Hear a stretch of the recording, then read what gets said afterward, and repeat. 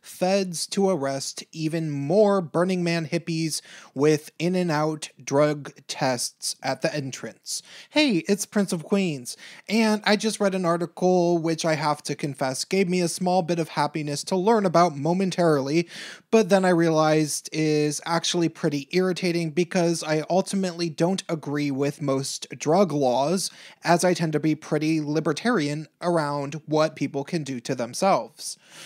But you guys might know, if you watched my video about the word troll, that I also kind of hate Burning Man. The Burning Man Festival, because especially 12 or 15 years ago or so, and even still a bit to this day, the festival is fairly cult-like and leads people to believe that they are having valuable cosmic epiphanies due to an extremely unusual temporary environment, when really they tend to just end up with eventual drug problems.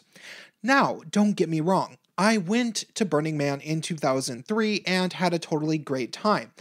I have to make that clear because burners, as they call themselves, always try to ad hominem anybody who is critical of the festival. If you think it sounds dumb, they'll say that you just don't get it because you've never been. And then, of course, they'll put a lot of pressure on you trying to get you to go. If you have been before, but still don't think it's cool, they'll passive-aggressively say, "Sorry that you had a shitty Burning Man," as if to imply that it's you with the problem and not their omnipotently amazing festival. And of course, if you've been, had a great time, and still find a way to think that it isn't cool and wouldn't go back, then they fucking hate you.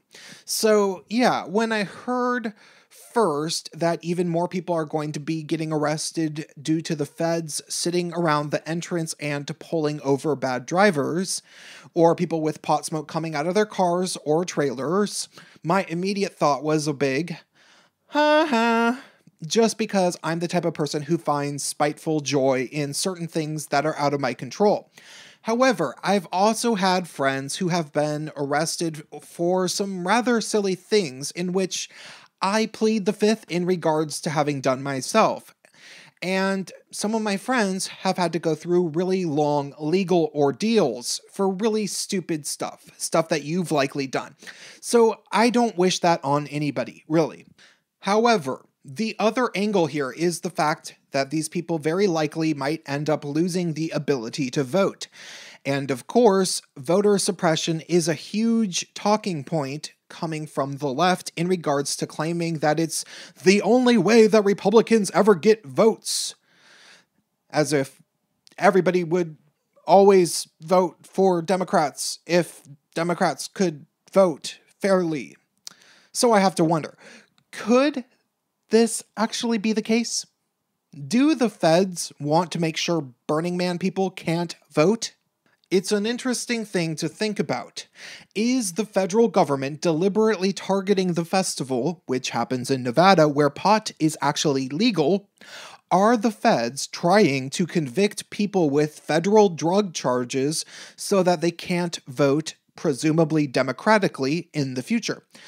Right-wing people tend to complain about the Democratic Party allowing illegal immigrants to vote and other forms of voter fraud, like dead people magically voting for Democrats in elections.